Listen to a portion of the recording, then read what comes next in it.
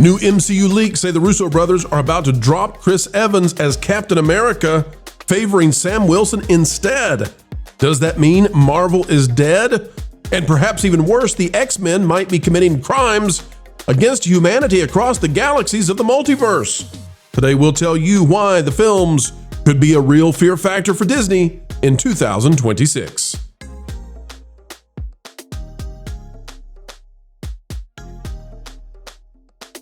Hello and welcome back, ladies and gentlemen, explaining entertainment, keeping you ahead of the culture curve every single day. Thank you for coming our way. Click the like button, subscribe if you're not yet. And ladies and gentlemen, let's get to the content right now. So we've got Earth 616 and the leaks, the rumors on this supposed script that's come out. Boy, they're all saying some of the same things, but they're changing it up in little ways, and who knows what's right. I've told you I have my doubts about some of this stuff, but there is something that I think is afoot and maybe a miss at Marvel we need to talk about. Here's what this one's saying. It says the film begins with an incursion. Spoiler alerts, by the way, folks. Between Tobey Maguire's Spider-Man world and the X-Men universe, we've heard that. Deadpool Wolverine set to destroy Tobey's Earth using a world-destroying device built by Beast. Heard that. Wade, that's Deadpool, activates the device, starts a countdown. Spider-Man finds him. Massive battle ensues. Deadpool escapes by teleporting away. Wolverine stays behind to fight Spider-Man. At the last second, though, according to this one, as opposed to the others, the Watcher saves Wolverine and Spider-Man, thus protecting the merchandise for the franchise. Well done, well done. Okay, and so you get the idea, and it goes on to talk about how X-Men are going to be destroying all these worlds and blah, blah, blah, blah, blah. We're getting, I don't know if these leaks are just building off the same thing and doing some tweaks. I don't know if this is part of the industry trying to build an enthusiasm and anticipation for all of this, but there is a leak out there that I think has real credence, and I think it's a horrible decision for Marvel. Here it is out of sci-fi.com. Avengers Doomsday directors explain why Chris Evans had to return as Steve Rogers, but not return as Captain America. This is by Josh Weiss. And here's what they say. Steve Rogers returned in Avengers Doomsday. Shameless cash grab or necessary plot point. Joe and Anthony Russo, sometimes called the Russo Bros, tend to go with the latter. After all, they're directing the gargantuan superhero blockbuster and its equally massive follow-up Secret Wars. By the way, we all think here, well, at least I do, trilogy probably. They're going to split Secret Wars into two. But casting RDJ as Dr. Doom following Tony Stark's poignant sacrifice in Endgame, bringing back Steve Rogers, Chris Evans, after he handed the Captain America shield off to Sam Wilson, blah, blah, blah, blah. Okay, you all got it. But take a look at this. Here's what they have to say about Captain America. Quote, and this is why we're talking about this one and giving it the credence it deserves, because it's coming from them. Quote, we have a special affinity with the character. We can't see this narrative without his central role in it, basically. The special place he holds among the ensemble, he sort of retains that moving forward. Still, an uncomfortable question remains. Will Steve once again don the mantle of Captain America, or will serve as a sage advisor to the current iteration of Earth's mightiest heroes? Well, let's find out what they have to say. It says, the movie is very complex. We thought one of the best to give characters their own space and highlight some moments. He also assured Empire that each trailer carries important narrative information and it's all part of a larger story. Blah, blah, blah, blah, blah. One of the things that this goes on to talk about says suddenly yanking the title away from Sam would be a literal slap in the face. Not only the ex-Falcon, but the long-term fans who were expressly told it was time for a new generation to carry the baton forward. Guys, this is where I want to hang the hat of this conversation. We can talk about how it doesn't make much sense for Professor X to be going around destroying worlds, but I also think it makes even less sense to bring back Steve Rogers, and then because of some sort of fandom that doesn't exist, and because of some sort of expectation that we're moving on to a new generation, that we're not going to give him the Captain America suit, the shield, etc. If I am a toy manufacturer right now, I am screaming at them. No, give us Steve Rogers, Captain America. Put Chris Evans back behind the shield so we can make money again. Nobody cares about these mantle swaps. Paul, I'll go to you first. Is it a big mistake for them to bring back Chris Evans to be Steve Rogers, but not Captain America because of the modern values and what it would seem like they were doing if they swap back again? I think it is a bit of a bait and switch. I think you're right that I think a lot of people would look forward to seeing Evans back. And if he's not, I think people are going to be disappointed from purely, I mean, I've said many, many times, it would be nice to go back to the old Hollywood days of cocaine and hookers, where they just wanted money, right? It was a simpler time. And now you knew motives. Pardon me? You understood motives back then. Yeah, the motives are very simple, and now they've gotten so overly complex. I think so many people don't care about Falcon as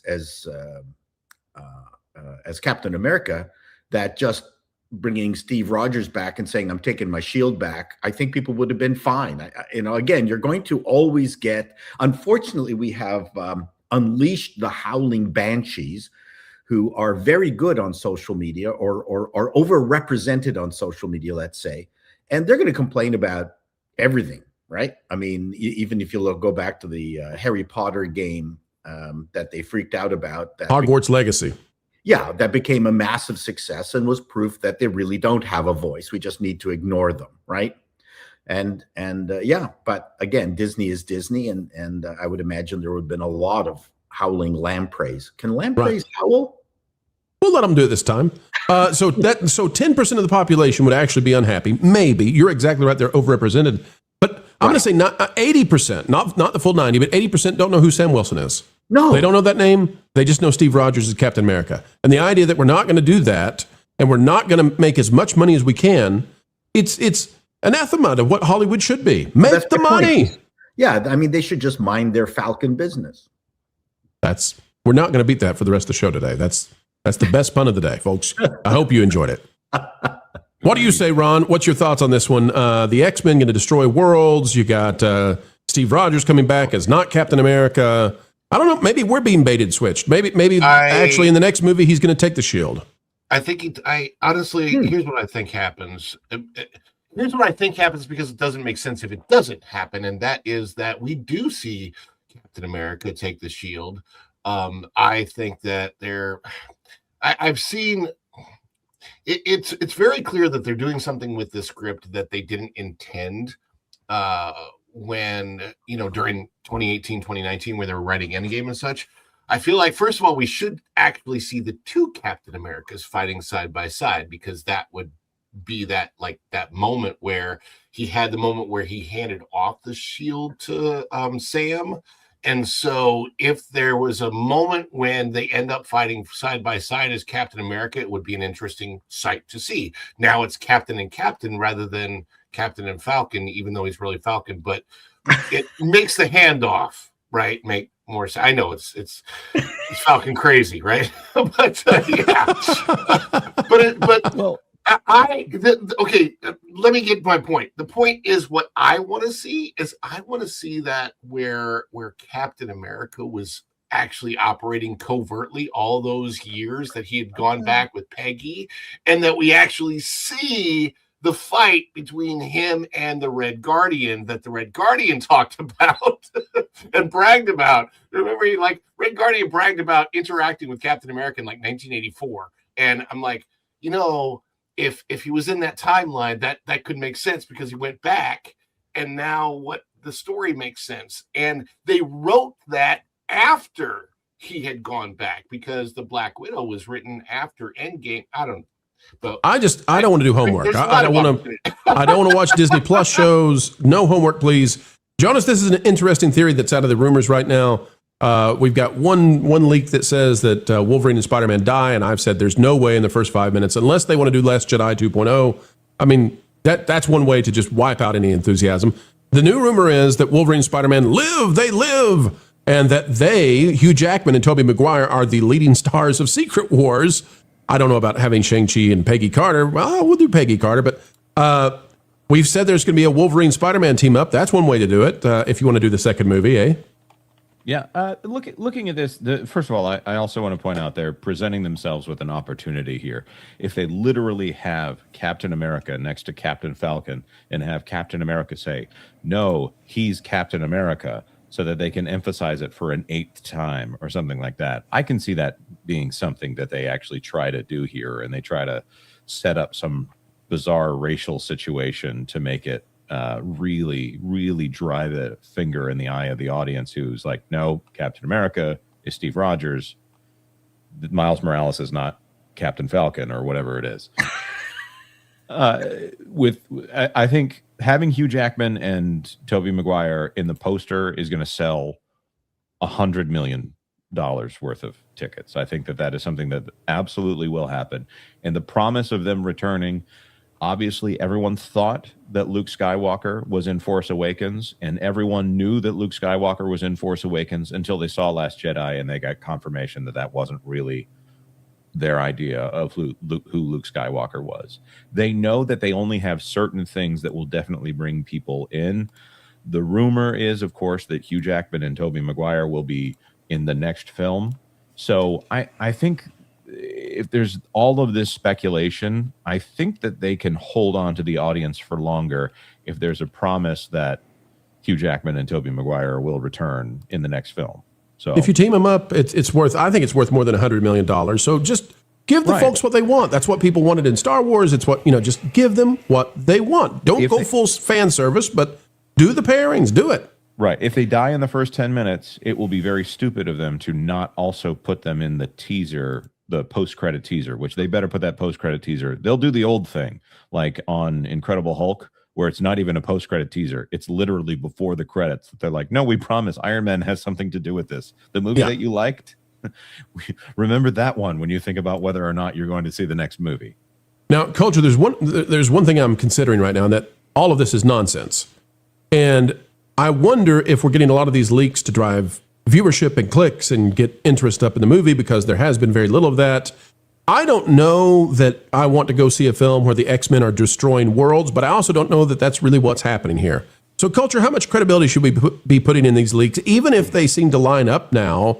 Maybe it's just people copying and pasting and making some changes for their own, needs for viewership.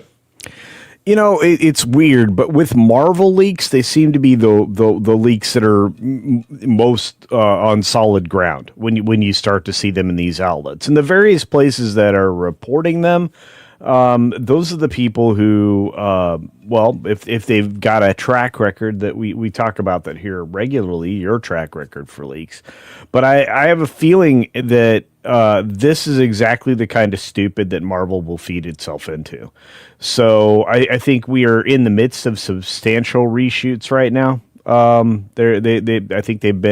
think this is week 3, or we're about to enter week 3 of substantial reshoots for this film. We haven't seen the second row of chairs. Remember, we got a whole new row of directors' chairs to suffer through for 5 hours. And I look, they're going to continue to lean in exactly the right amount of dumb, so that they will push a lot of the audience away.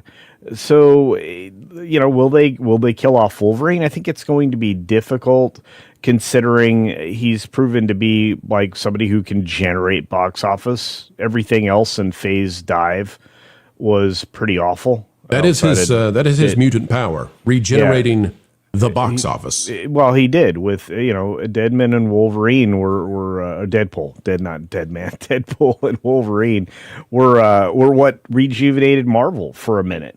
But it's the same thing with Spider-Man. You don't want to kill off Spider-Man. That's a bad plan. That's the Jewish version.